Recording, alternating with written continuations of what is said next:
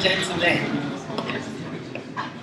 power sector experts, we're here again for one of those very important sessions. Today, we're going to discuss the aftermath, 5 years into the Nigeria power sector privatization process. So how has it been?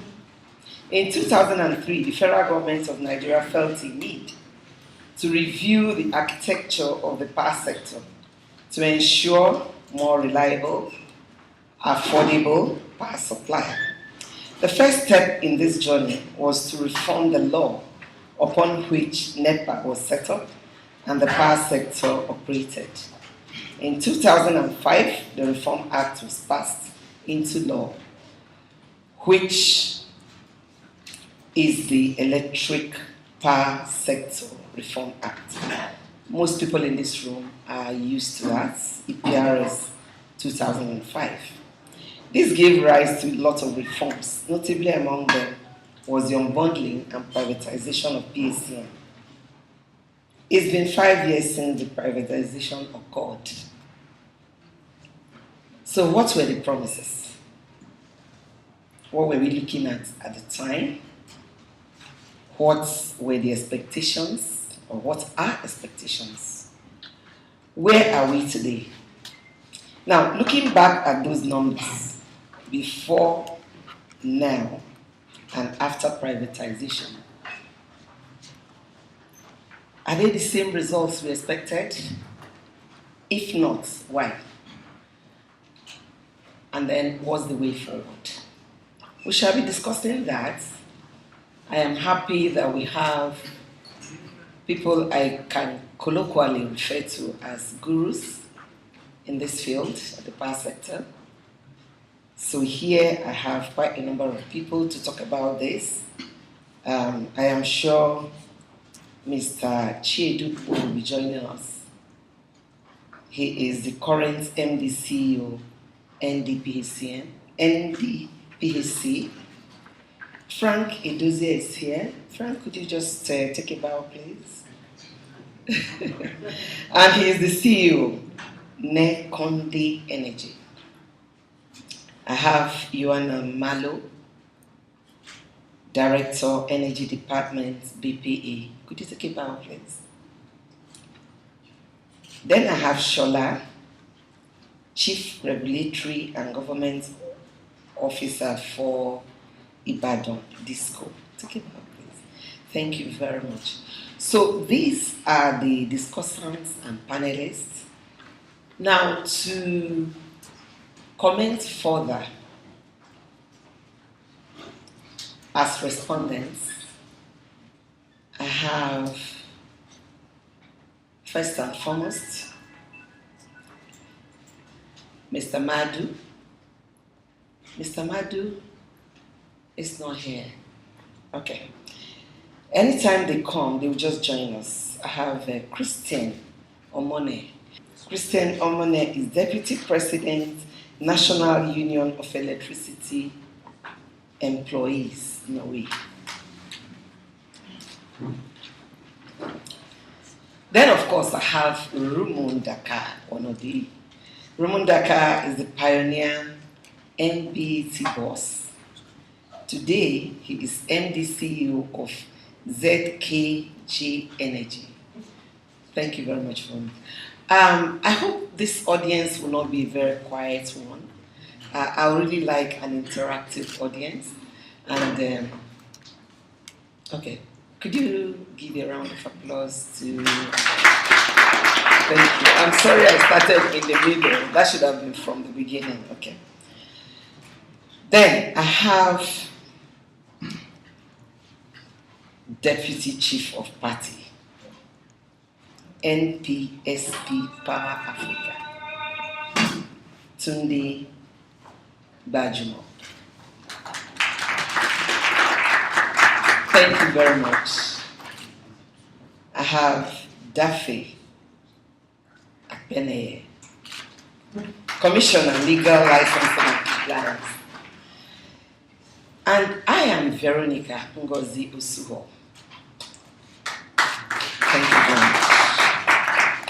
I am an industry player. I think I know a lot about what the industry is about before and now. I was head of customer service for Port Harcourt Disco, Abuja Disco.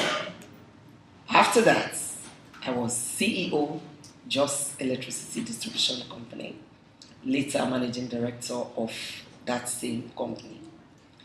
Then I was appointed market operator, and finally, independent system operator. But the owners of this event decided that I shouldn't have an opinion. So I'm not going to be speaking. I'm just going to ensure that those who speak, speak and within time. We have just 2 hours.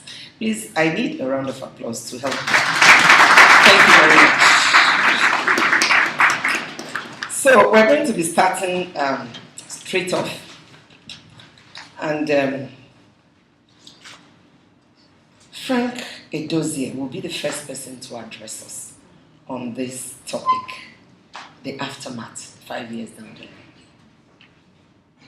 Could we welcome Frank? Thank you.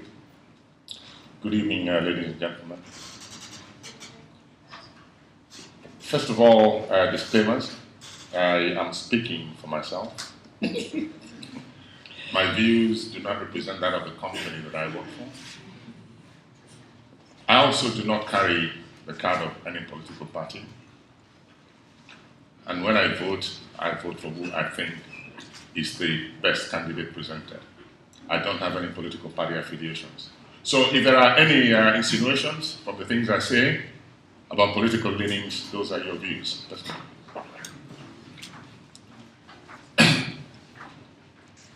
To assess where we have got to in the reform of the power sector, I think it is important to form a view as to why we embarked, or the country embarked, on the power sector to begin with, on the reform to begin with.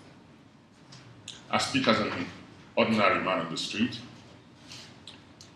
not really caring about the makeup of the institutions that deliver electricity to the household, to the industry,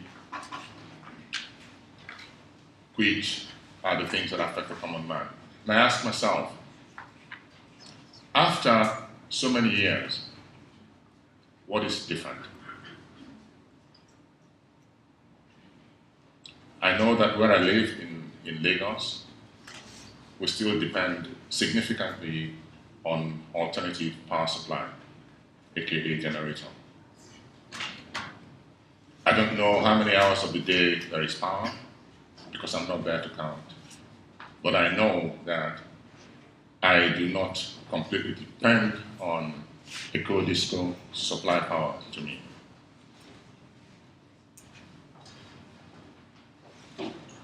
I know that what I pay to Eco-Disco today for electricity that is supplied is only a fraction of what it should be. And because of the work I do, I run a company that generates gas that is supplied through the Nigerian gas company, primarily to electricity generating companies. I know that people do not get paid for the gas they supply. I also know that not all the gas that I am able to generate is taken by NGC, because the GENCOs will not take the gas, and the reason they won't take it is because the DISCOs will not take it and the reason the DISCOs will not take it in some cases is because consumers are not paid. So what is different after all these years? Do we have a viable electricity market today in Nigeria? My answer is no. have we created institutions and have we had people sweat at creating a viable market for the supply of electricity, devoid of all of the bureaucracies in government and all of the trickery between the various arms that provide electricity from generation to consumption? Yes, we have. But there are fundamental things that are missing.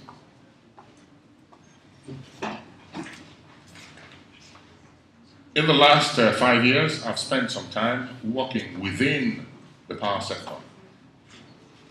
And I worked in the power sector from the angle of finding enough gas to make sure that we can fire the turbines that then produce electricity.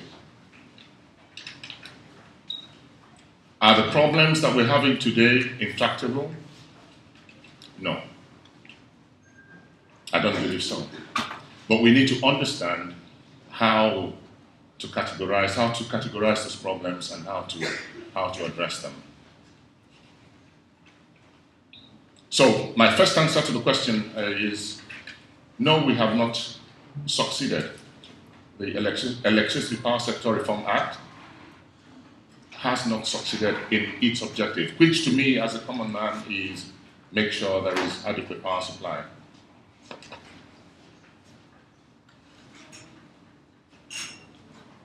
But the good news is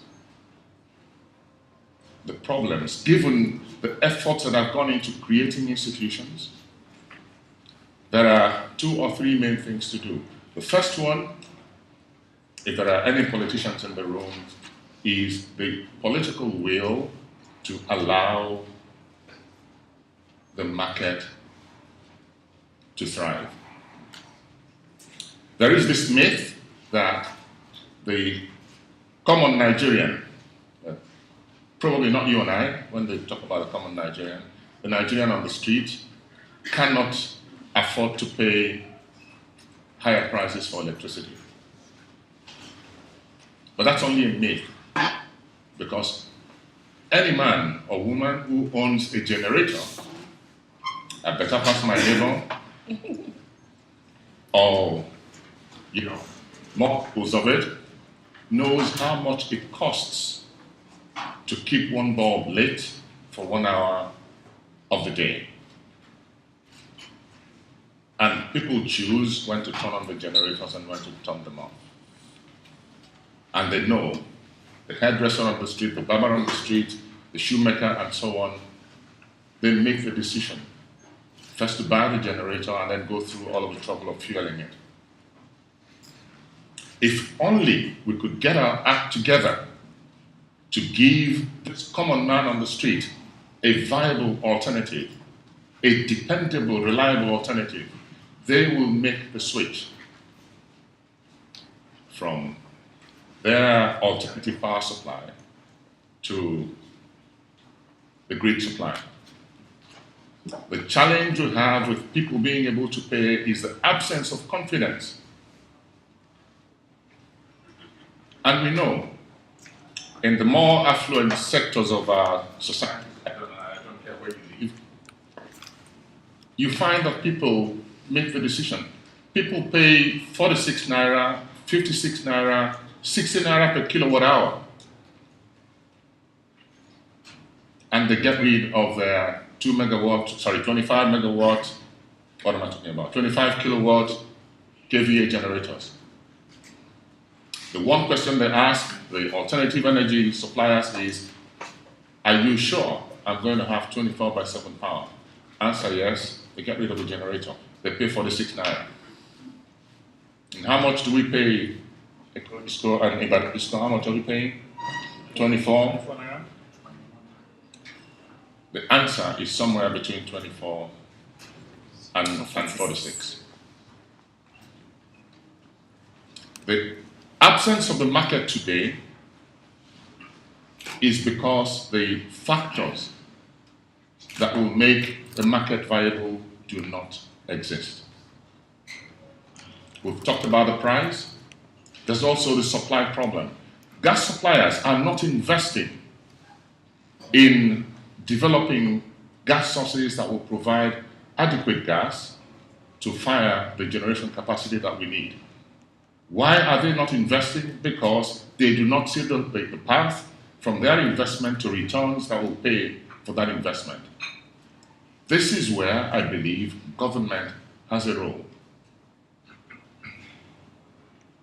And we've done some work in the past that suggests that for about 200 to 300, probably $350 million, government can seed the development of gas sources that will increase power generation such that we have power beyond the threshold where the market starts to kick in.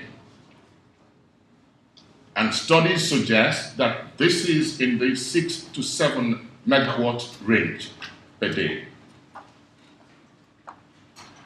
That is where I believe government should be paying its attention in terms of getting us from where we are to a stable market. The political will that I'm talking about is rather than fritter away the resources of the country in subsidizing inefficiency, this money can be turned around into feeding and seeding the creation of a required input to a viable market.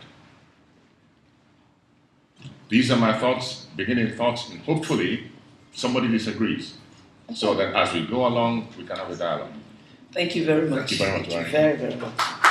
We'll come back to you during the question sections. Please, my panelists are supposed to speak for 5 minutes each.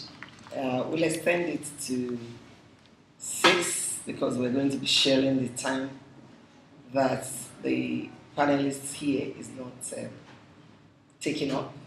So we're going to be talking for like 7 minutes, please. And then the questions will come. Just note your questions. We'll take the questions all at the same time.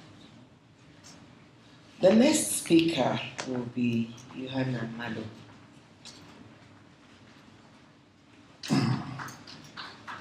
Please go ahead. Thank you. Moderator asked, since privatization, what has changed? I will say we have a system, but we do not have an electric power market. We have succeeded in raising institutions that are supposed to serve as the basic materials for the creation of the power market. We have succeeded in having the regulator in place. We have the bulk trader in place. We have the system operator in place. We have the distribution companies in place. We have the TCM, and we're also working on getting more generation in place. But the real operation of the market is not present. What we have is a system that allows you to just generate power from any source and make sure that it goes where it will be needed, and the system that will ensure that it remains alive and sustain itself, just like Frank said, is absent. And that is the key thing that we need to work at, getting a market in place. Well, how did we get here?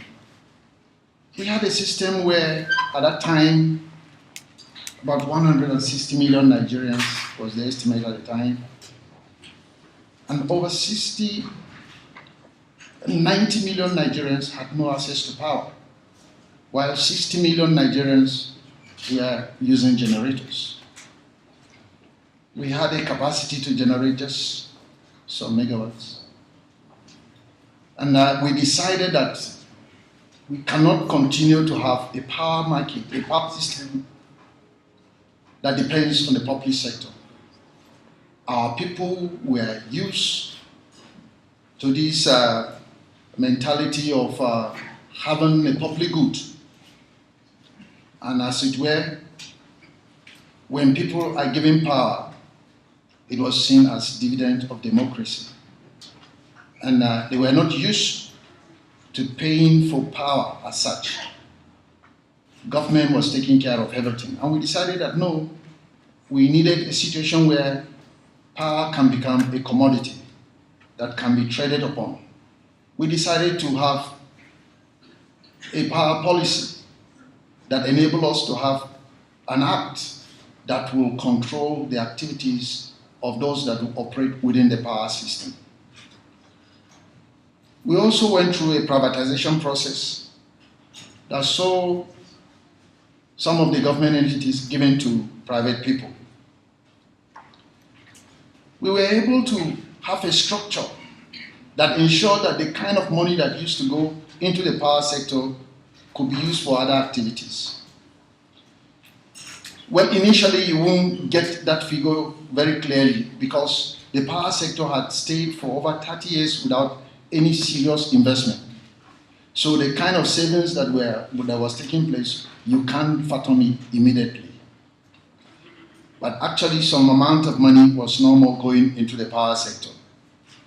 And the kind of investment that was supposed to go into the system in order to make it functional was not forthcoming because of some of the reasons that Frank raised.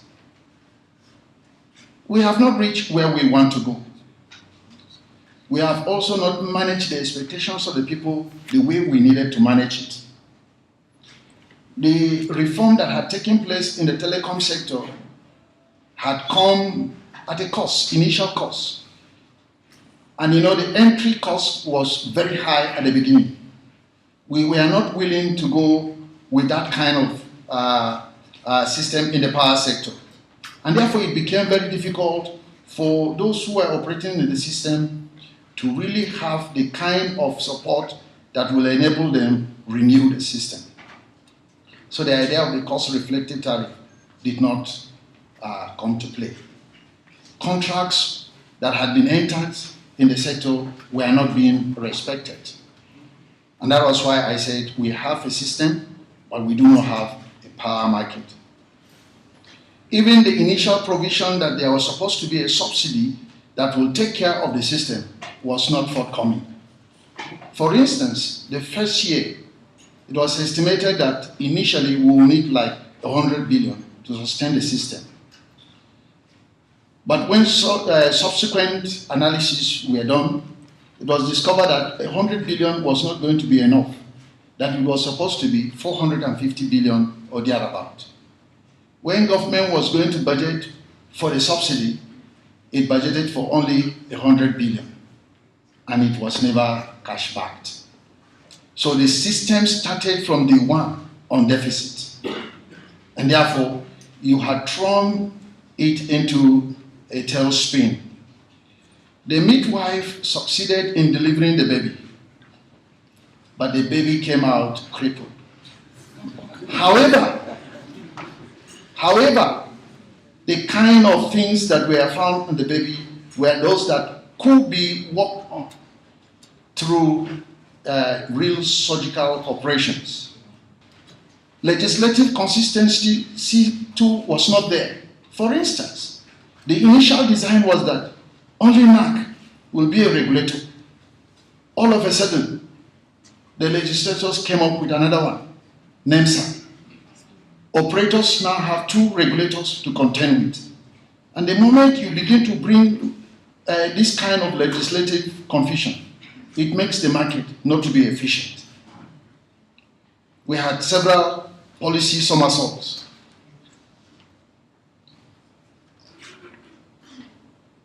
It became very clear that there is an urgent need for us to do something. The loss levels that we had envisaged will come down had remained high because the kind of investments that are supposed to make the system work were not forthcoming. These are the kind of things that we have found ourselves and the kind of things that all the stakeholders, particularly government institutions that are working on the power sector, are really working seriously now to address and bring the kind of market we envisage. And I'm happy to know that the kind of initial lack of synergy between the institutions within the power sector is being dealt with, as there is more understanding among the operators now than it was before. And I believe that as we go on to look at this patient that we had worked on and left without taking care of to die, that by the time we bring back oxygen through a cost-reflective tariff, we bring back a system whereby the contracts in the market become effective. We bring back the system whereby everybody in the value chain gets the kind of value that he's supposed to get by participating in the market, then we will have a power market. I also believe that if we are able to have government, like Frank said, have the political will to face the issue frontally and bite the bullet by taking the hard decision of allowing a cost-reflective tariff, empowering the institutions that are operating within the power sector, then certainly we will have a market. And the kind of explosion that we have had in the telecoms will be replicated in the power sector. Thank you so much.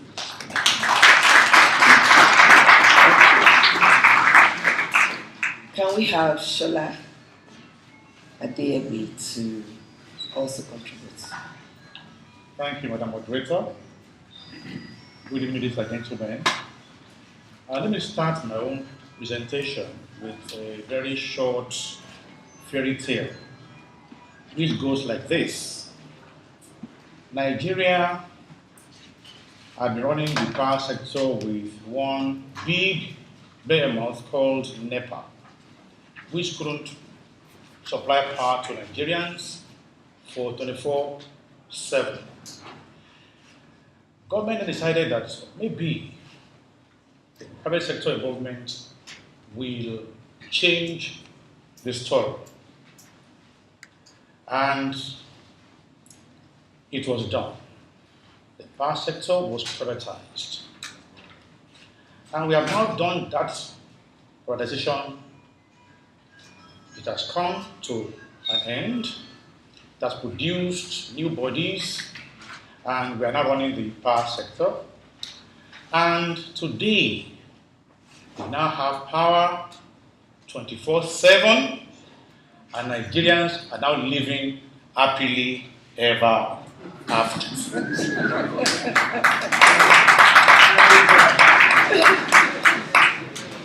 And I believe that to make this fairy tale come true,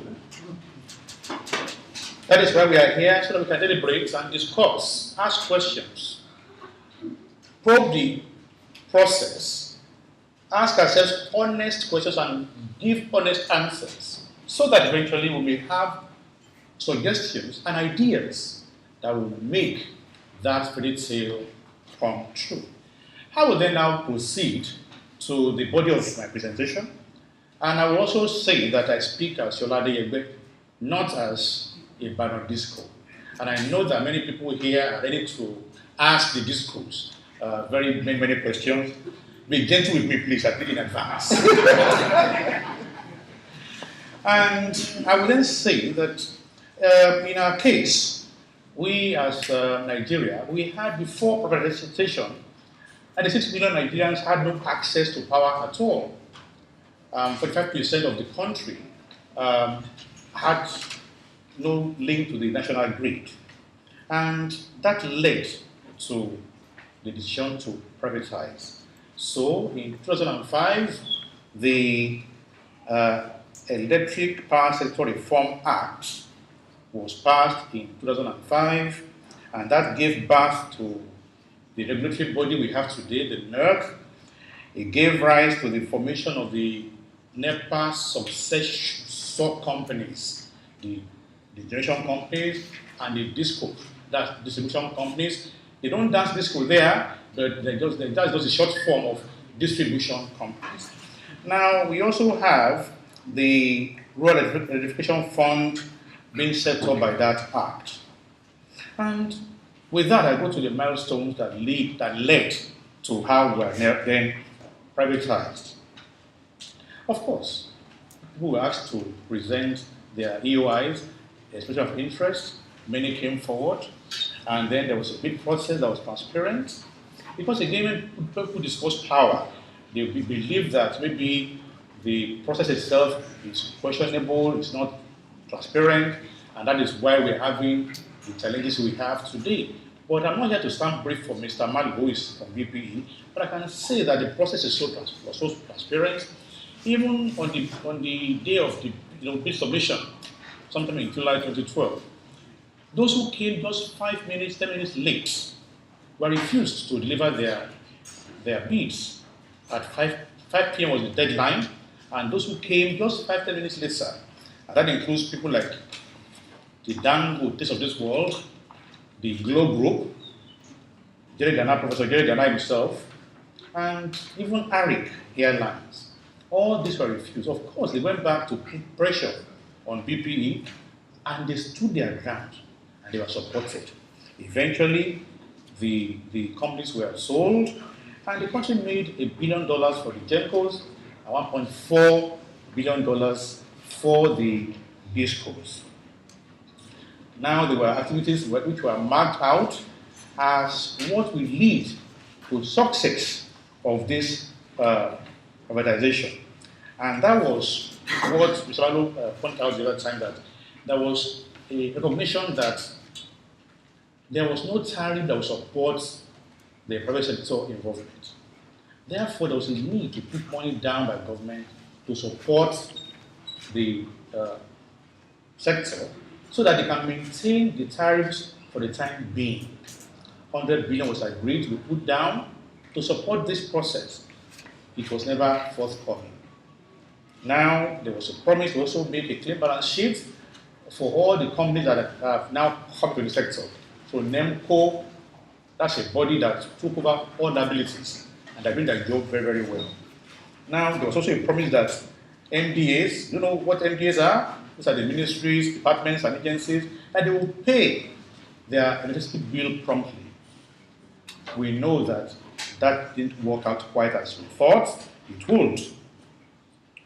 And of course, that later on there will be an implementation of a cost-reflective tariff. All that jargon simply means that the tariff will reflect the cost of producing the power. In other words, if it costs so much to produce power, we shall ensure that what you and I pay will be equal to that cost of production. Again, to this day, that has not happened. Now, what have we done so far? Sector participants. My time was short. You know, the man here didn't come. So I will take this 5 minutes. No, not all the 5. We shared 2.5. We shared 2.5 more minutes because he didn't come. So what have the sector done in the past 5 years? Here he comes. Okay. I'll give him back his 5 minutes. Give him back his minutes. Yes. You're welcome. You're welcome.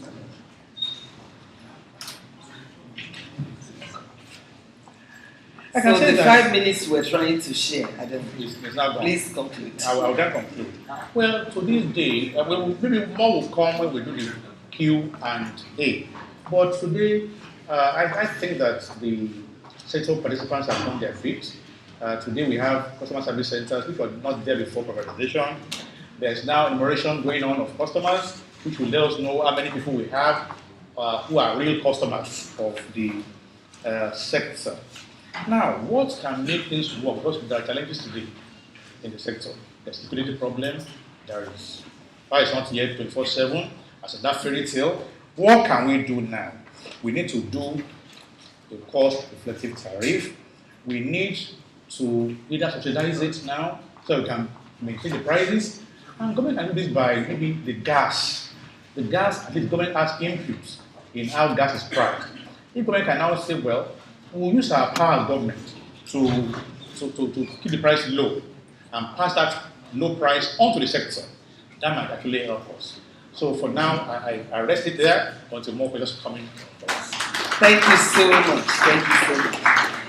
While we're talking, the Managing Director, CEO, NDPHC walked in. Mr. Chiedu Ugbo. We were actually sharing your time. I had asked everybody to take 1 minute of your time. Now you're here. So we've secured that 5 minutes back to you. Could you please just speak to us in 5 minutes?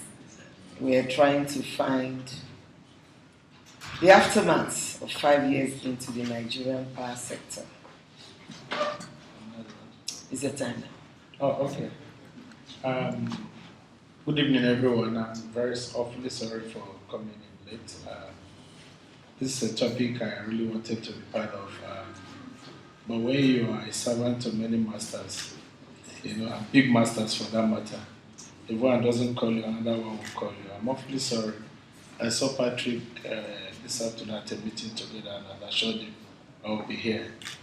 Now that I'm here, yes, 5 years after.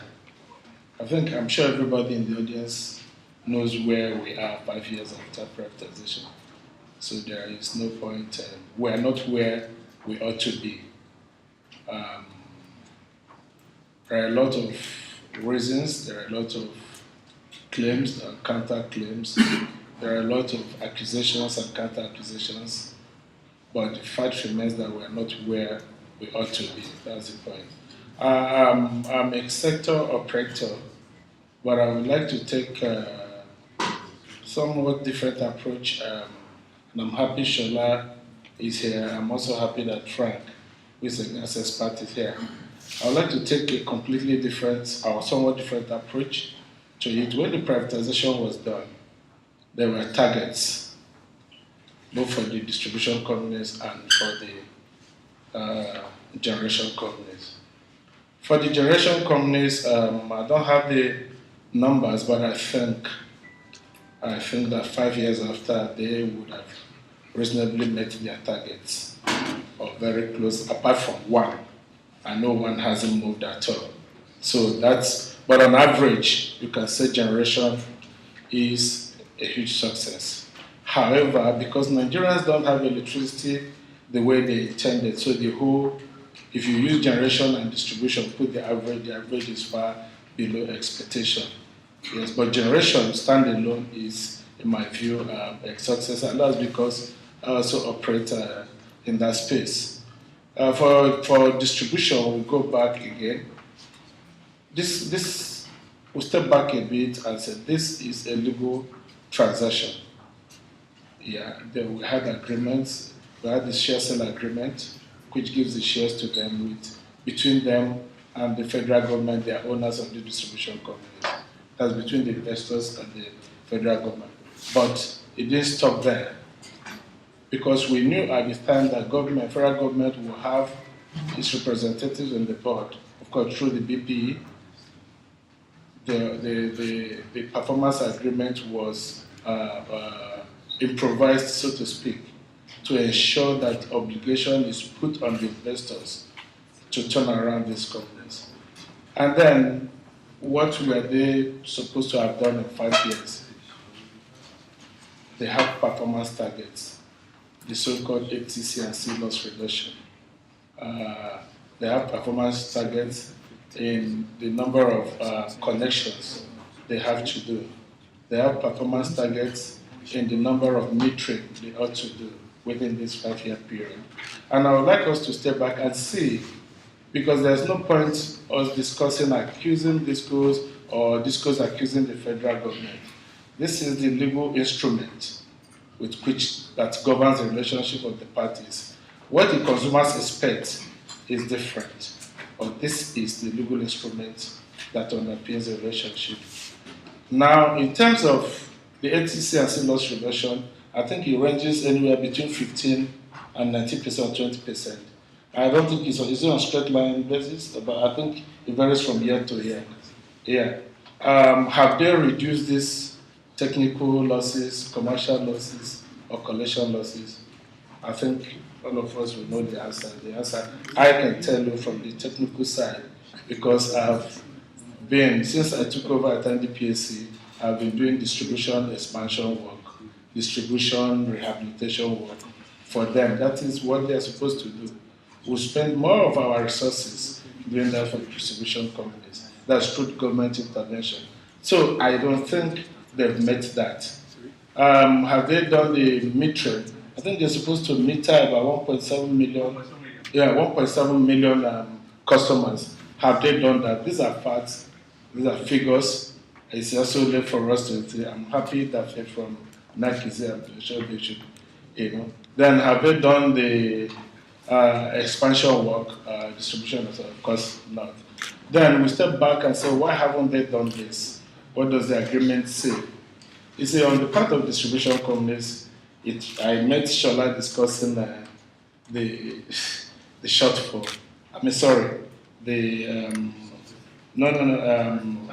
Tariff. The tariff, cost-reflective tariff. Cost-reflective. So, No. Go ahead. Just rounding up. yes, cost-reflective tariff.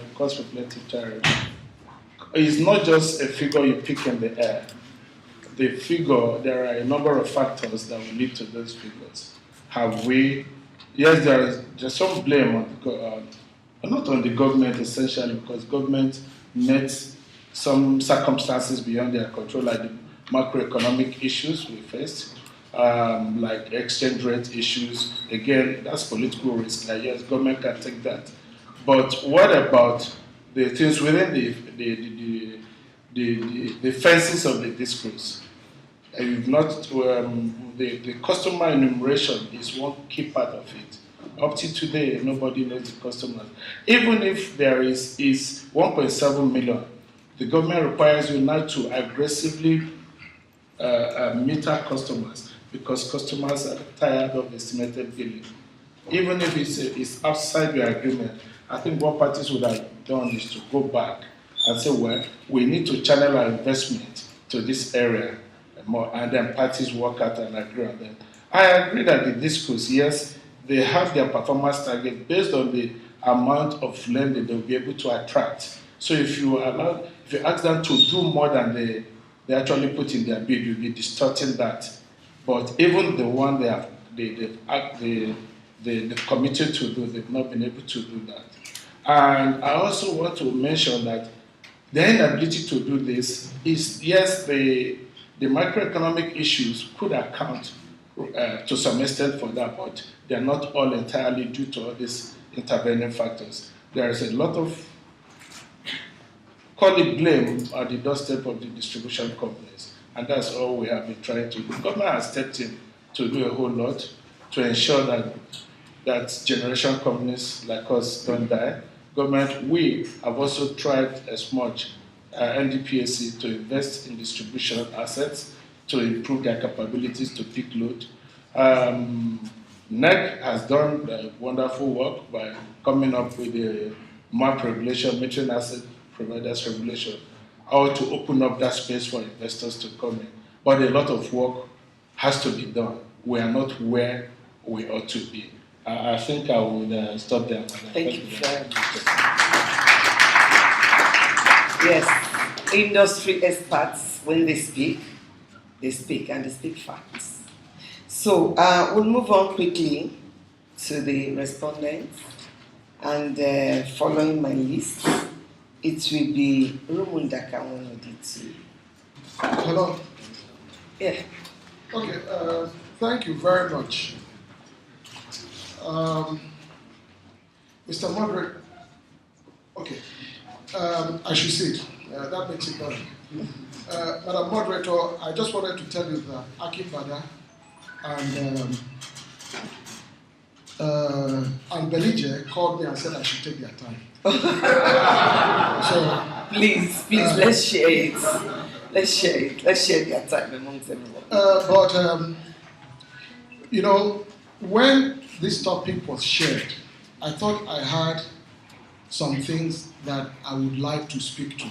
But I can see why it's important to be a discussant, because all those things, I've just forgotten them, and now I want to talk to the things I've heard. The first is the issue of expectations. they mentioned about what the government sell to people, and then using the telecom model that once we privatized, I remember that the former president said that we have privatized and by next year, Nigerians will have power. We've also heard now some senior government officials saying that if we are allowed to stay longer in the next 2 years, everybody will have power. So there is a politicization of what is expected out of the whole reform, and it had caused a lot of problems in the messaging and expectations, and maybe forced government also, instead of walking the path, to seek some quick fixes along the line. Let me first start on the issue of cost-reflective tariff.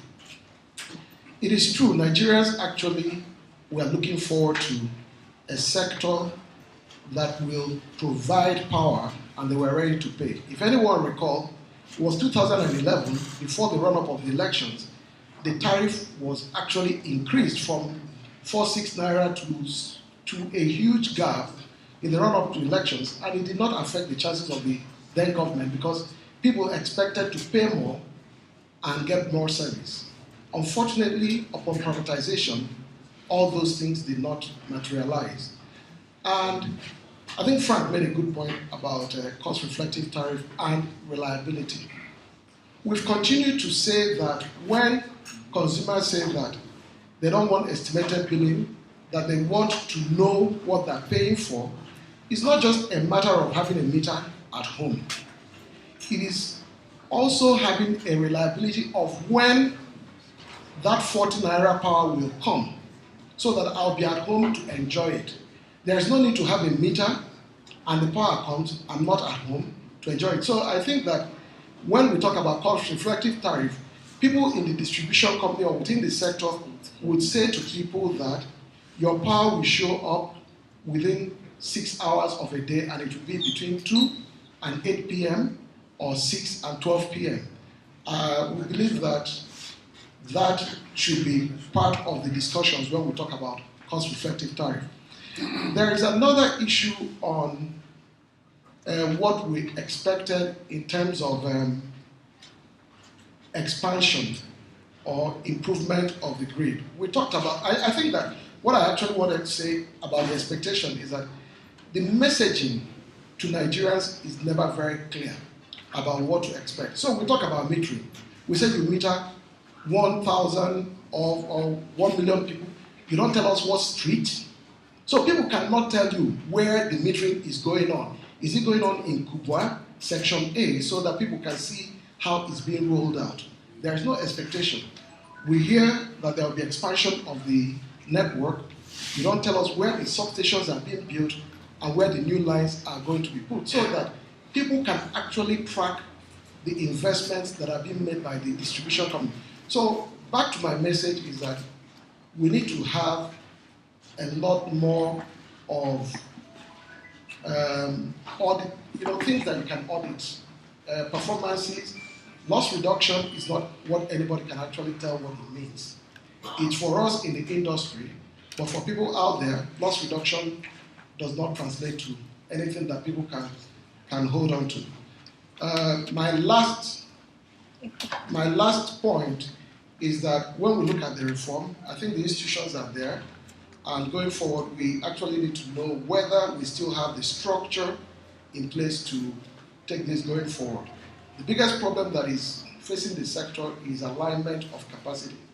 Generation is much higher than distribution and transmission. And to date, we do not know how that is going to be solved. And the issue between those two is only a system operator that can tell us. Now in the sector, the system operator is being rolled back into the transmission company of Nigeria. So we don't have a neutral body to tell the story. So the reform is going, but we also fear that in some instances, there has been a rollback and reversal that should not be in the system. We want to see the independent system operator come and be an adjudicator between DISCOs and GENCOs on issues of capacity and other things. Thank you very much. Thank you, Lumo. Yes, can we have Christian Omone speak to this? Please, 3 minutes.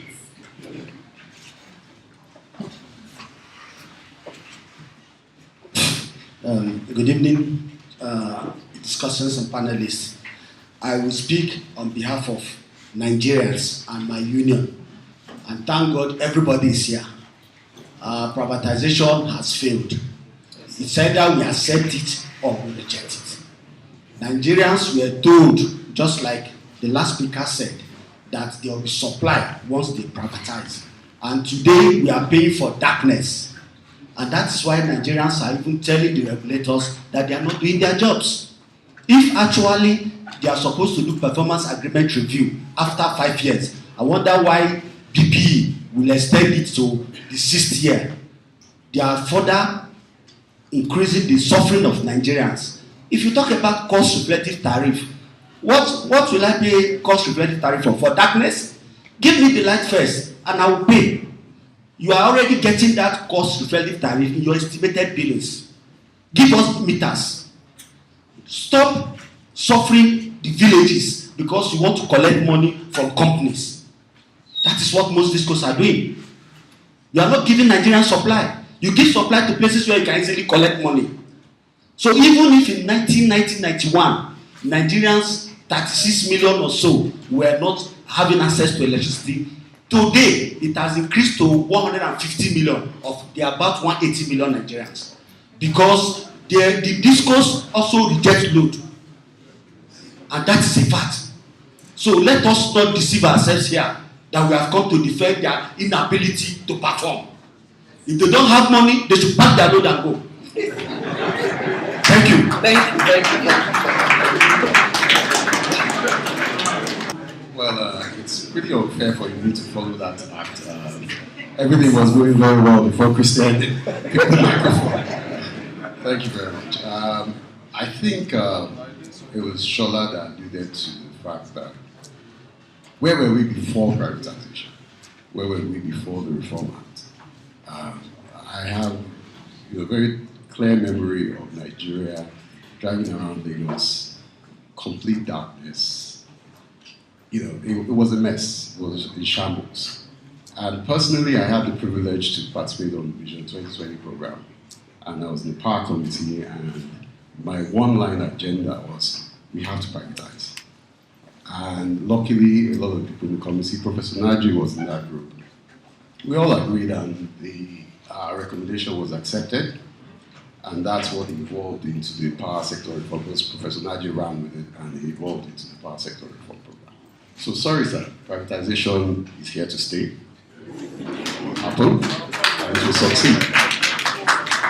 And then I will follow on from the MD. So while I was listening, I didn't hear any privatization success stories. Shola alluded to the problems that we've had with privatization, but then the MD came with on his white horse and gave us stories of generation companies.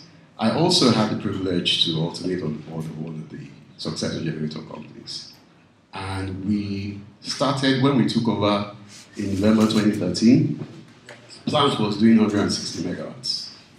And by March of the following year, it was doing 330 megawatts. By December, it was doing 450 megawatts.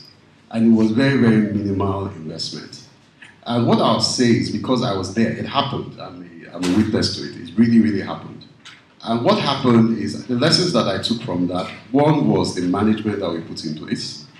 The team was led by an ex-GE employee who had worked on that plant 10 years before and understood all the problems. So with some capex, the plant was brought back, and it doubled capacity in about 4 months. And it continues to grow. So generation has been successful. Privatization of the generation assets was a great idea, as I personally believe that the NIP privatization too is a good idea. If it should be phased and it should be done properly. So we've had success stories with privatization. We should learn from the success stories. Now, what has gone wrong? Why has this not translated into power for Nigerians? And these are some of the things that I think Frank, raised a very fundamental issue, which is, does the EPSRA work? That document, the law, is it working for us?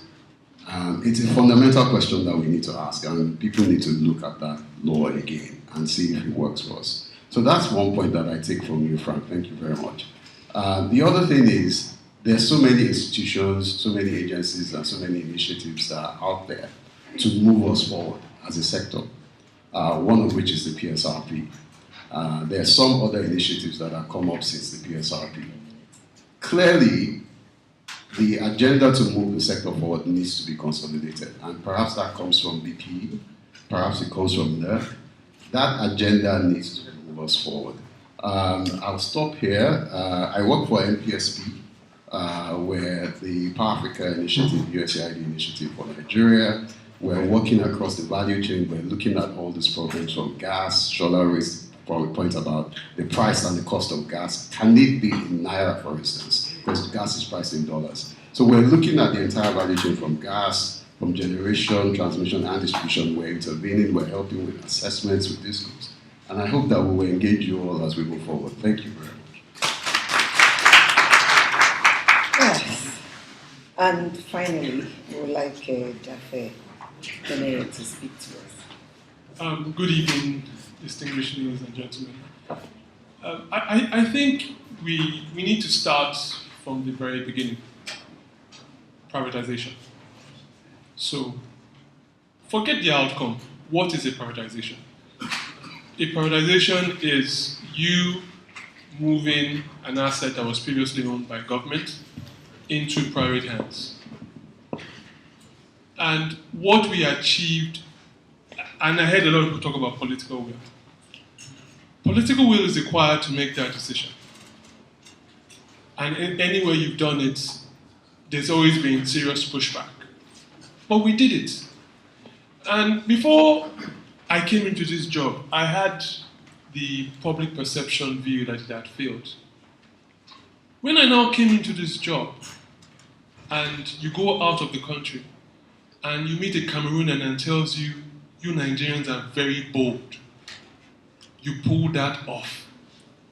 You meet Saudi Arabians coming to you and saying, we're using you as a case study for our own reforms. You go around and see people telling you that we really admire what you did and we want to replicate what you have done. So the outcome and the process are two separate things. The fact that we've been able to take a part of our country that we find very emotive from childhood. Everybody knows what NEPA is, and it wasn't synonymous with a good thing. And we've been able to say we want to change this, we want to turn this around. We've done this way for X number of years, and let's do it differently. And going back to what he said and what Chiedu said, if you look at all the statistics from, take October 31st, 2013, assess generation, transmission, distribution, all the capacities as at that day. And I went to the National Assembly to say this when they were proposing a bill to criminalize estimated billing. I said, look, as we speak today in Nigeria, we generate more power today than at any time in our history as a country. That is an incontrovertible fact.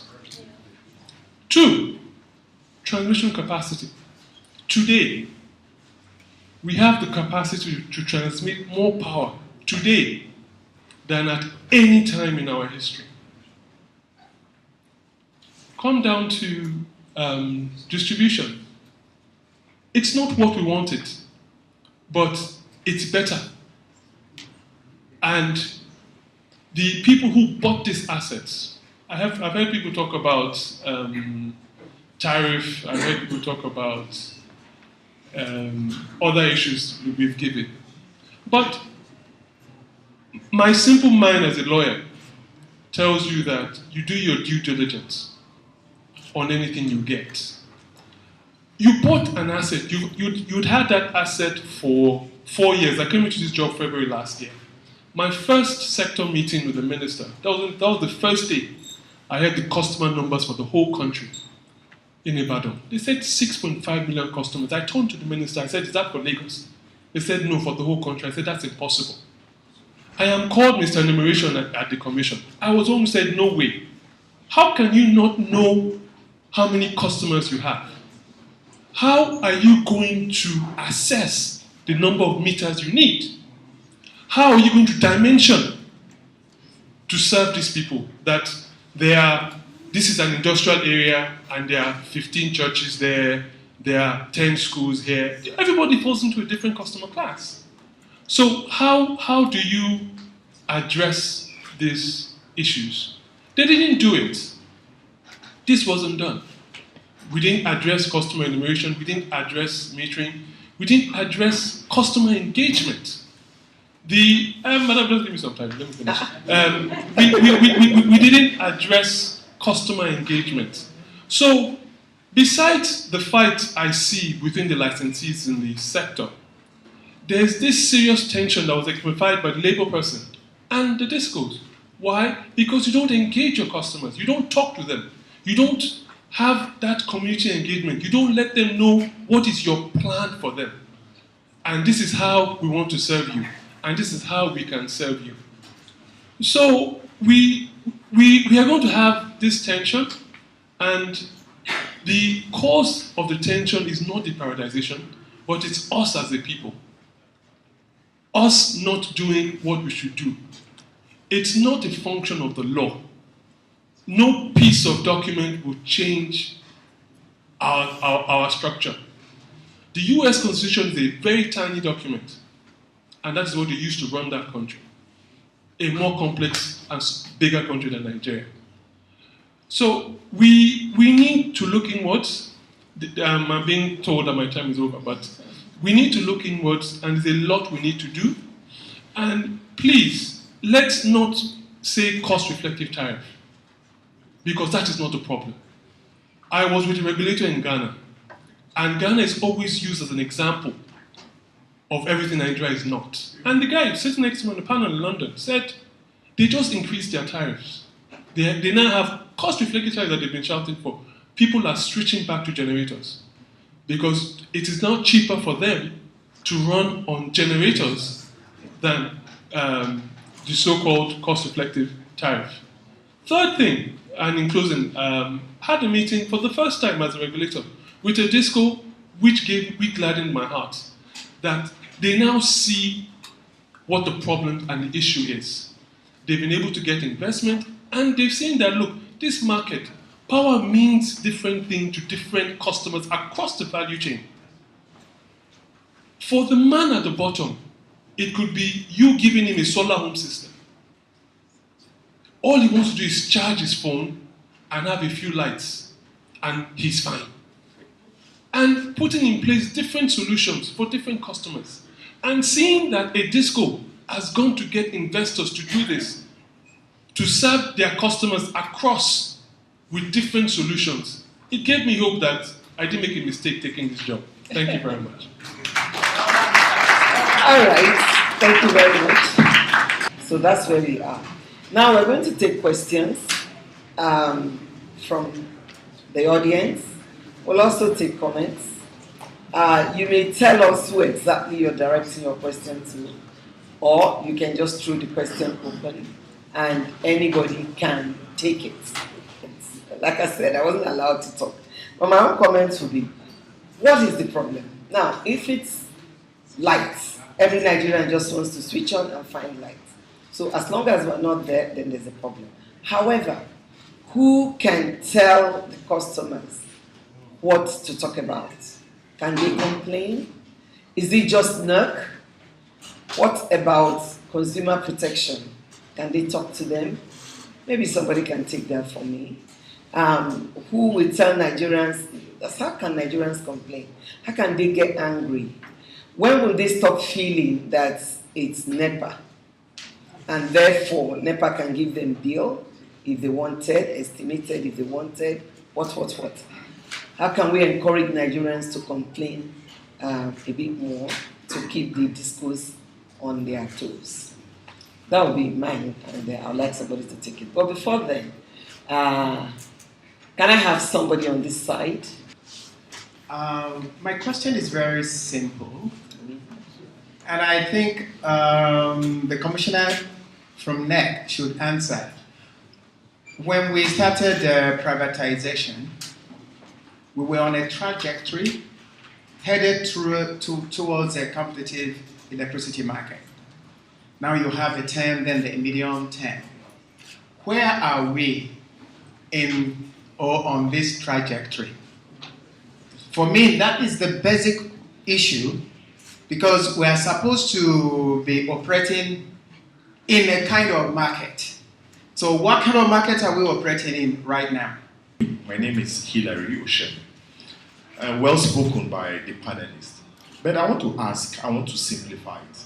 You give a disco power, they sell, and they should give back that quantity of power. Why is it so difficult that the numbers we get as regards what is being paid back by the disco for the energy given to them still has that gap till date?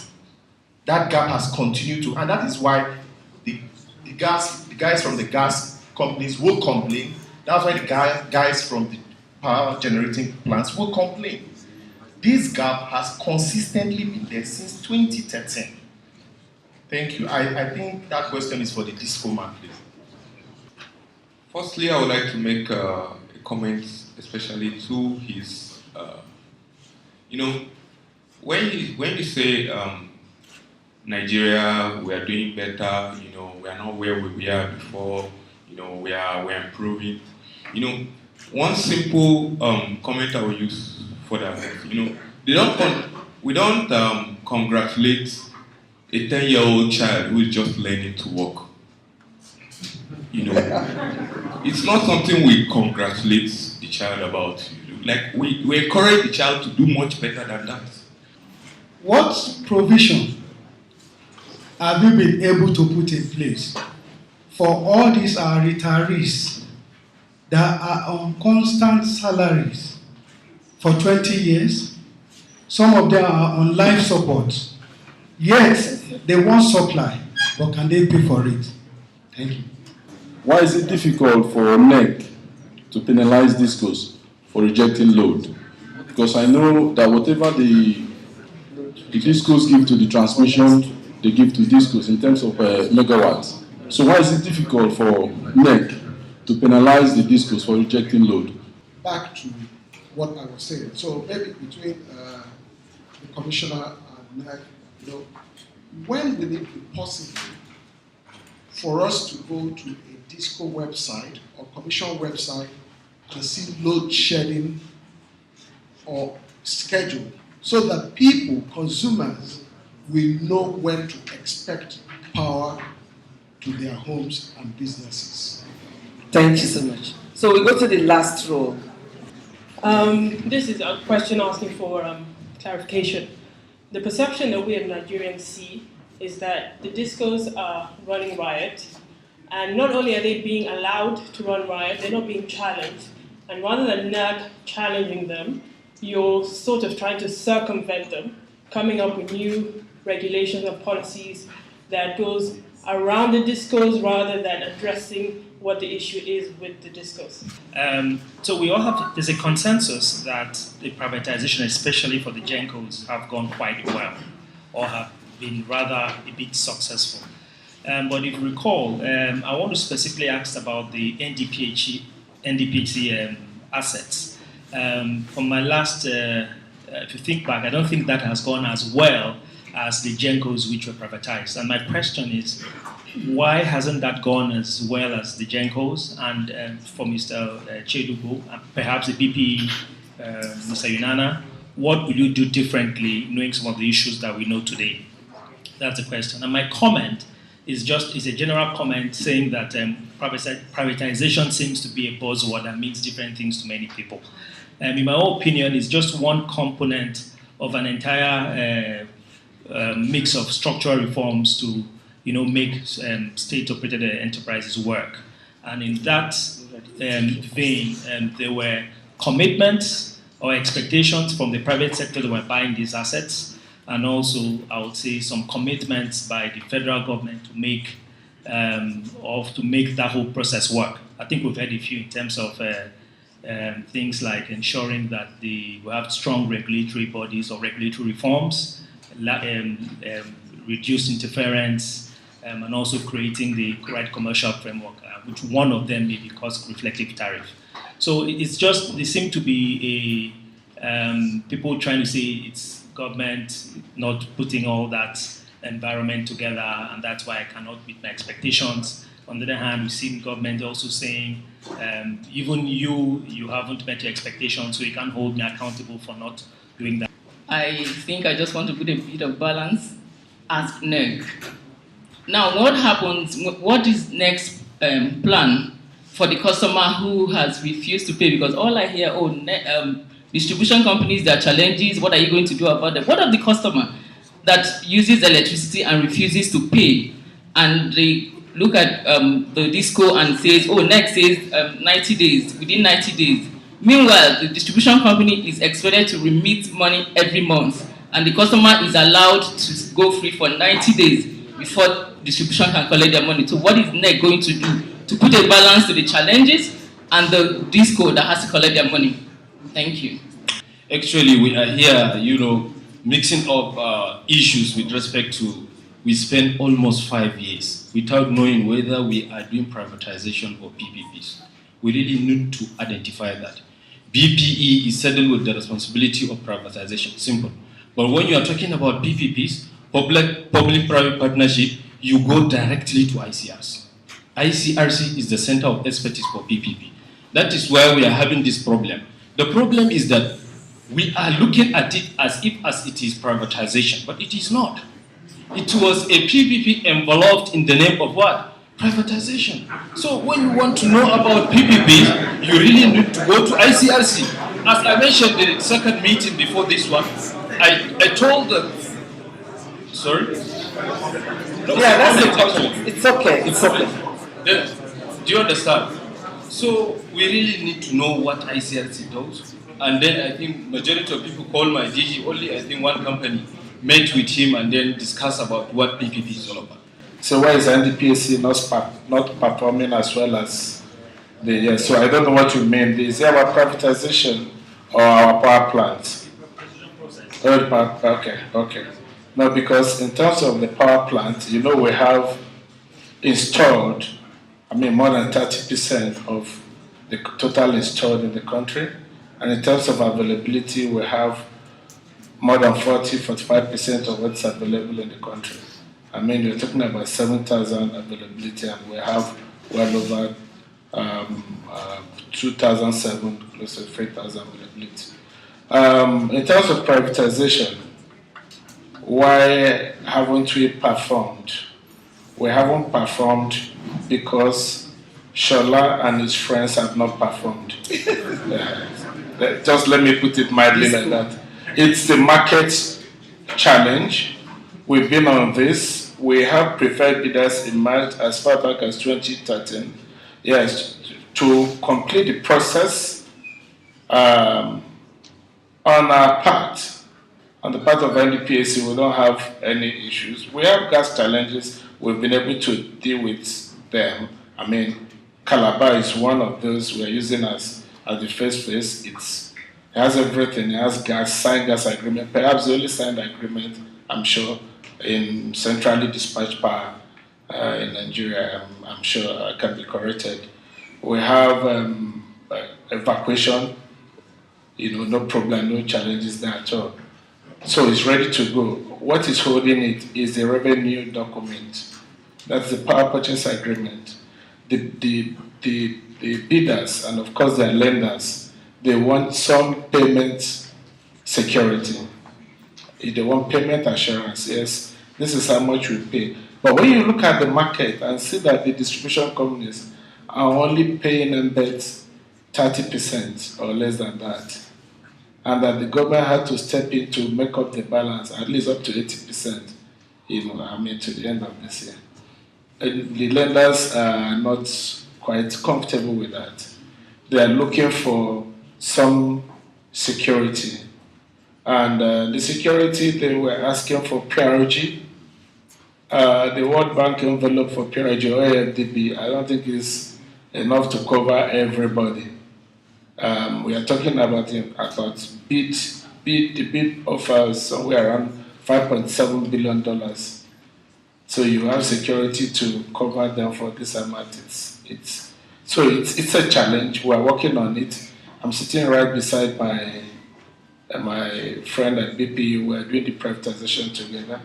We just received some directive from our chairman, our joint chairman, on the next step to follow. So we are working on it. So what I'm trying to say is that we've not been able to privatize because of the market challenges, which market challenges that came after the privatization of the PSN of PSN companies, successor companies. And I will agree completely with Dafe that the privatization is a success, whether we like it or not. There is no need being too emotional about these issues. We know Nigerians want light, but we should also step back and see what has been done. I know that a child trying to walk at 10, we cannot clap for the child, but a child has been paralyzed and then suddenly started walking at 10. You have to thank God.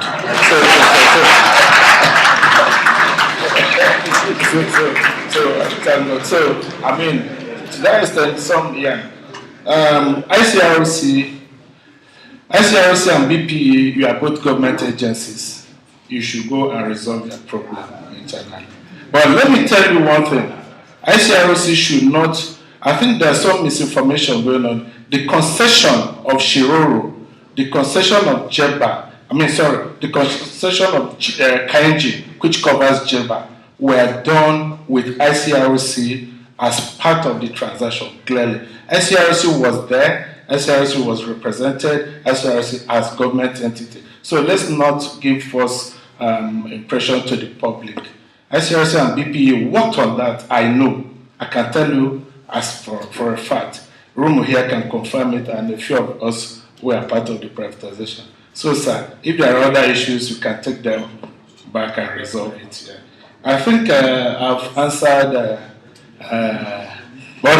but please let us agree that the privatization is a success. At all the indices, there has been a shift. What we're saying is that we are not where we expected to be. And I want to also quickly make the point on what Bruno said about expectation. It was also, that was pointed out at privatization, and that is where Malo here, but it wasn't the power team, but that's where BPE has a blame. Because we had said it, expectation should enlighten the public. And when the government was saying it that time, we were like, we know that in 5 years, this is where they ought to. 5 years will not even take us to resolving all the problems, but there will be some significant improvement. But telling the Nigerians that we are privatized and the next year they are going to have light, that wasn't quite, So we heightened the expectation, and the public will be rightly justified when they see that the expectation was not met. But unfortunately, we sold the wrong information to the public, and that's going forward. We should manage public expectations. Thank you very much. Thank you very much. Thank you very much. Okay. You want to leave now? Or you can give us a little time? All right. So can we ask Nick to react to some of the things that came directly to him? Whenever your child starts doing what he wasn't doing before, it's a cause for celebration. But Einstein didn't start talking until about 3 or 4, and he became the greatest in his field. So it's not what you were, but it's what you intend to be, regardless of what time you do start. Someone asked the question on what stage are we in the market, and you see, in war they say when the first shot is fired, all plans are thrown aside. So where we are today is trying to make the system work.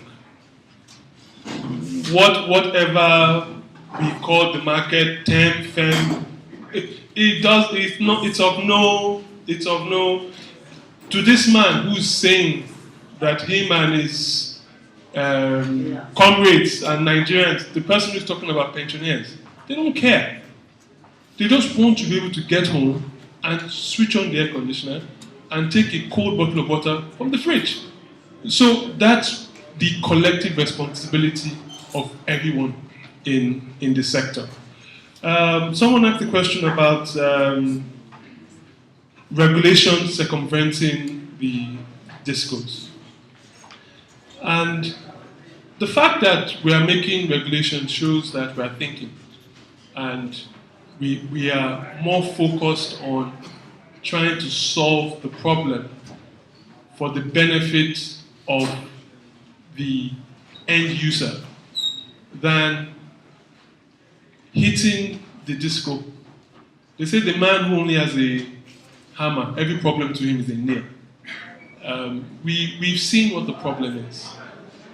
If you look at the books of all the discos, the auditors came to us, and as an industry sector, all the auditors who audit all the discos, they came to us saying, look, there's a big problem in this industry. We are either going to disclaim or qualify all the books of all the discos because we doubt that they are going concerns. If they do not have the money to provide meters, metering is a business. We'll be talking about markets. Let us recognize what it is. If there's a meter market, create a meter market, which is what we did with the MAP regulation. If we have 2,000 megawatts of stranded capacity that we are paying for and is not getting to customers, open it up, let it get to customers. So we've never operated an electricity market in any way, shape, or form.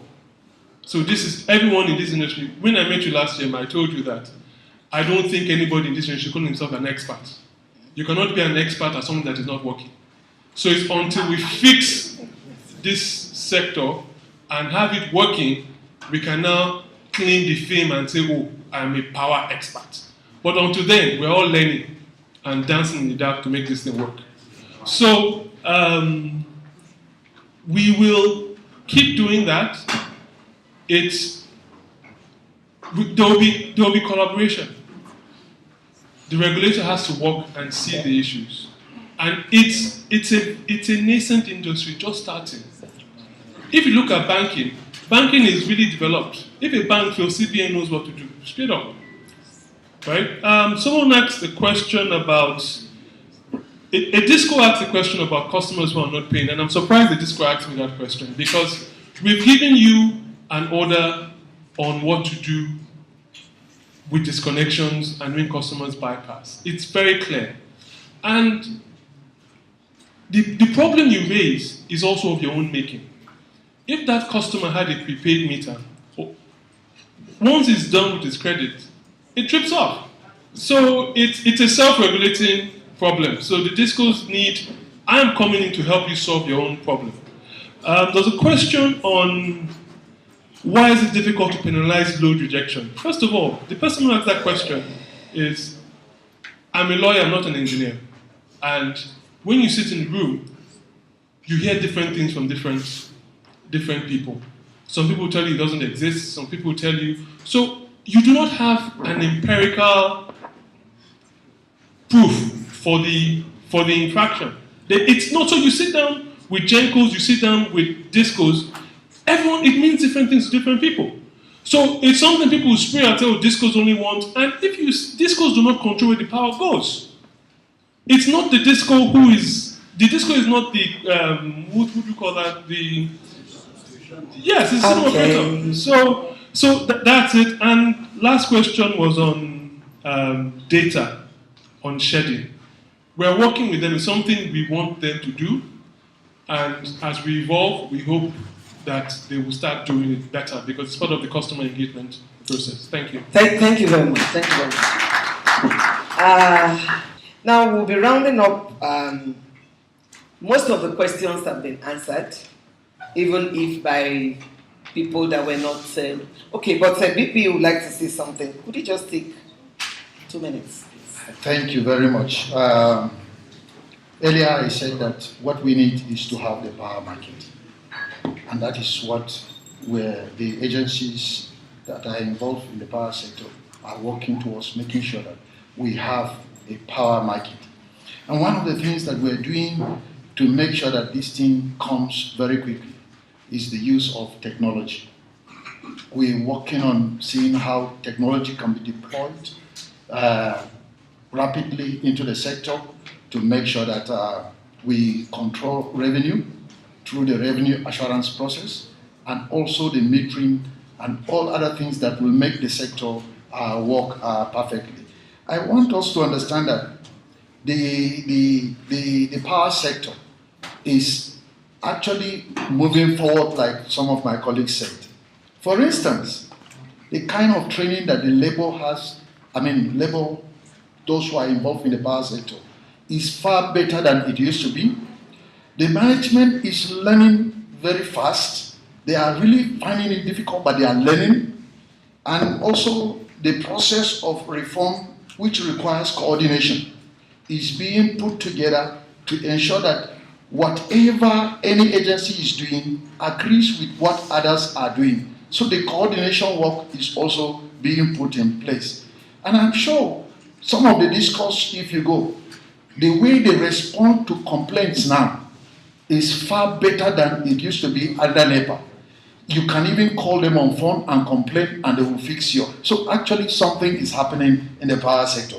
One of the questions that I was asked, if I were given another opportunity, what will I do differently? You see, one of the things that I will do is to make sure that I have enough data that I can take decision on.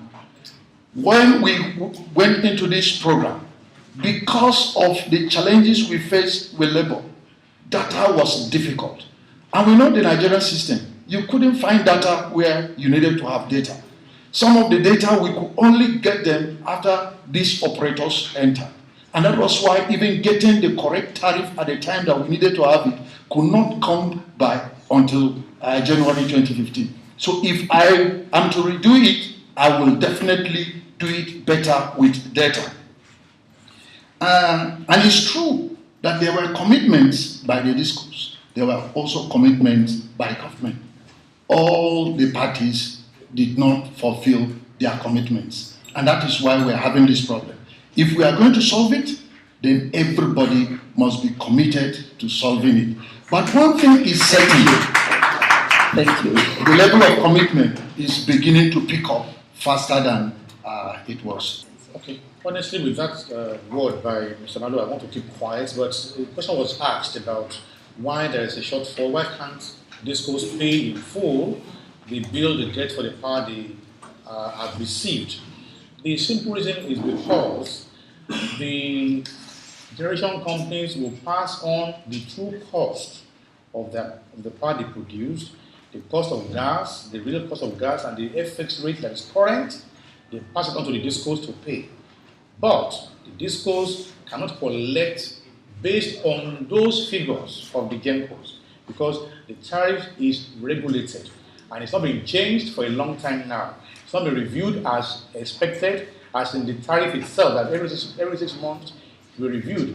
That has not happened for many years now. And that is why even when I get a bill today in Ibadan of 5 billion naira, by the time I bill my customers, I can only bill 4 billion naira. So already from my billing alone, I'm 1 billion naira short every month.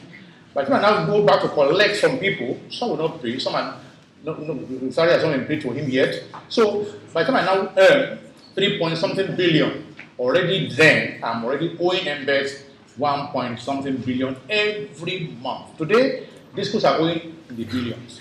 That is the simple reason why that is so. But there are ongoing talks to address that issue as well, and we'll take it out so that we can become more viable and able to serve you better. Believe me, there is light at the end of the tunnel. All right, thank you very much. Because we've saved a little time, we can take 2 more questions. I just have kind of comments here on thoughts that has always occupied my mind when it comes to privatization, the entire privatization process. In the first place, I tell myself, is it that the due diligence that was supposed to have been done during the time of licensing the distribution companies were not really done? Is it that an issue of capacity that were not there, that at every other time, despite the process being privatized, government still has to come in, and the central bank is meant to create a fund or something to build them out? Is it that the due diligence was not done at the time of licensing? Now, the second thing I ask myself is that privatization, as I understand it, is it means transferring ownership from a public monopolist, which is the government, to the private sector, with the anticipation that competition, which should drive efficiency, will be created in the process. But what I've come to realize in the privatization process is that what we did was transfer from public monopolists to private monopolists. So you have maybe a landlord say, come on, okay, you share Abuja electricity. I mean, whatever you do with them, the other guys, Benin, and all those guys. And so the incentive to innovate, to go the extra mile, to engage with people, which is what you expect in private sector arrangement, is really not there.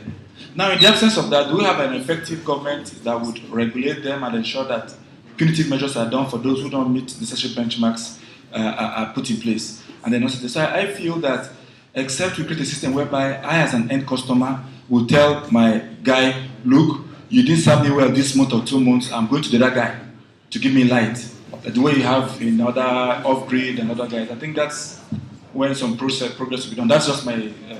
My name is Chimamu Oneke. My question goes to the man from Disco. You talked about the cost being transferred to you from the GENCOs, and you talked about some discrepancies between what is being transferred to you. So, and I would like to ask, what the cost that is being transferred to you, is it different from what has been factored in the MITO? Because I am aware that the MITO was designed with a specific exchange rate, dollar exchange rate. So are they charging you something different from what was factored in the MITO? That's one. Then two, I would like to know what is your collection efficiency, because you talked about the shortfall in your revenue, your putting the blame on the exchange rate from what the schools are transferring to you. So what is your collection efficiency, and how has it been, what are the plans to improve on your collection efficiencies? Thank you. Have a piece to play in how and why we got here. What's the way forward? How do we move forward? What can government do to drive the sector forward? The disco man, how can you ensure that other discos behave? Because unfortunately, if we're not careful, 5 years later, we'll still be here and we'll ask the same questions. Thank you very much for your questions. Now, the way forward is to address the basic thing, i.e., we want power for Nigerians at affordable cost and yet not pay direct tariff. Okay, can we price gas in Naira, for instance?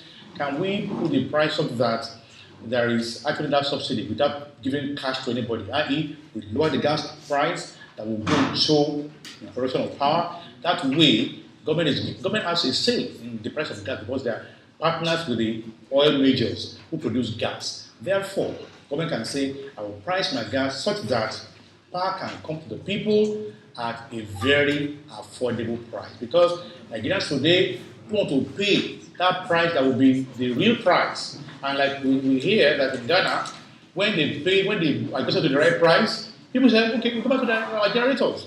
I have a place in Nigeria, I won't name their names, who say to us, look, we've been promised by Gawan in those days that this power in our area is for free. We own the rivers that produce the power. Therefore, we will not pay anything. Human beings in flesh and blood, and they say they won't pay for power in this day and age. That is the mindset of many Nigerians today. So we should address all that to orientate people so that they will know that power is not a commodity that must be paid for. I think with these two alone, and of course address the issue of gas theft, gas vandalization of pipelines, and of course energy theft as well should be addressed. These are the little areas that we can actually guarantee power to our people, and that dream or that fairy tale can then come true. Thank you so much. Sorry, please. Is it possible to address this issue of from one monopoly to another monopoly? Yes. I just said we'll get somebody to answer that. But to put everything together, I would like you to also address. This is not a completely complete monopoly as it may be. So if after the assessment, we expect that NEC, BPE, some assessment should go on to find out DISCOs, where are they, GENCOs, where are they, TCN, where are they. If a DISCO does not meet the expectations of where it should be, what are the processes in place for maybe an IBAC or what? Cancel the contract? How do we move forward? Please, could you take all this together for me? Okay, so I will attempt it. One thing we need to realize is extra was crafted in 2003, 2005 by a bunch of individuals like you and I, who were looking into the future and kind of predicting what would happen. 2003, 2005, that's how many years ago? Now, would today here, back in 2003, knew, if they were born by then, knew what would be happening now. So they did a great job back in 2003. We need to acknowledge that. Now, if privatization was the goal of the work they did, then we probably scored 40 or 50. We should pat ourselves on the back and say, that's done. However, I do not believe that the goal was privatization. Privatization was a means to an end. Creating a marketplace for electricity was a means to an end. The end that was envisaged in 2003 was availability of power to whoever needed power, whether it was to light up a bulb or to charge a battery or to run an industry. Are we there today? Answer is no. No, we're not there. So what do we do? Being practitioners, we know that successes have been made in generation. I come from the gas side. I know that there is gas. We produce gas that GENCOs cannot take because there's nobody to take the power. Where do we have the constraints? It's in transmission, it's in distribution. By the way, how many people here have experienced, even people from discos, they come to your house and they say they are from NEPA? Today. So what transformation has gone on there? What is different? And this is, by the way, they call themselves. When you think about their practices, they still want something from you to get work done. Am I right or wrong? So what are we talking about? What is the difference between the monopoly that was NEPA and the interim monopoly that is about a disco or a co-disco? In terms of the people there, not a lot. So, by looking at the way forward, we should acknowledge the successes we made. As we tinker on the sides with the things that are going on, I think it is time for people to take time out and think through the problems of distribution and the problems of transmission, such that we get an amended EPSRA that addresses these last legs of what we're doing, so that we have the complete whole. We build on the successes we've made with generation, with transmission, and modify our steps for distribution, for transmission and distribution. That is one of the ways we can move forward. We cannot, believe me, I don't think we can get away from thinking about putting the will in place to make sure that the culture of people paying for what they consume is imbibed by our people. It is critical. Discos have a huge role to play in that, but so does government. And we need to unshackle ourselves from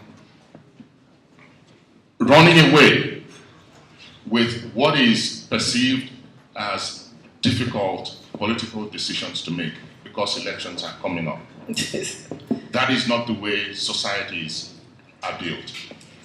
Do I believe that we have a future? Yes, otherwise I wouldn't be in the gas making business. But we have a short window of time to correct these errors. Otherwise, the successes that have been made in building the institutions will begin to unwind themselves. Thank you very much. Thank you very much. Thank you very much. We have 2 minutes to the end of this program. And the BPE just said to me he wants to answer what will happen to a DISCO or a GENCO that doesn't perform at the end of the evaluation. And I think it's critical we hear that. Thank you very much. I'm sure we know that we signed the performance agreement with the distribution companies, and we had issued a press statement indicating when the performance agreement became effective. And in conjunction with key operators like NAC, we're working on the process of reviewing the performance agreement in line with the provisions of the contract that we had entered into, to create the right environment for the DISCOs to operate, and during that period, the contracts will become effective. And if they become effective, you will either swim or you sink. The requirements of the sector will become very clear. The put and call option requirement in the performance agreement will come to life. The put option is where the DISCO feels the situation is getting too hot, they cannot contend, they come and say, take back your company. But the right thing has to be done at the right moment. The conditions must be correct, or else we end up with lots of litigations that don't add up to anything. But we are not leaving any stone unturned. Everything is being done to make sure that the review is done correctly and the things that need to be put in place are put in place. Thereafter, the DISCOs will either sink or swim. Thank you very much. In a nutshell, after 5 years, we are saying a lot needs to be done. However, there are successes and there are failures. Thank you. Thank you very much, ma'am. Good evening, ladies and gentlemen. My name is Godswill Kuchku of Nextier. I would have the honor to wrap up the event. Particularly for me, I think we can all agree that over the last 2 hours, we've been able to witness robust engagements and conversations around what we can be able to achieve going forward. For me, technically, I think there's a particular outcome we didn't actually highlight, and that's for me that if not for privatization, I don't think we'd be in this room. I don't think Nextier would have been able to get us into this room to be able to sit down and pull efforts together, pull ideas together in a certain direction. And I think for that, I think we can give ourselves a round of applause for that. So that's a particular gain that we can take forward for what privatization has given to us. However, I understand that in my capacity, let me speak for myself, as an electricity consumer, have I got some more reliable power? Maybe not.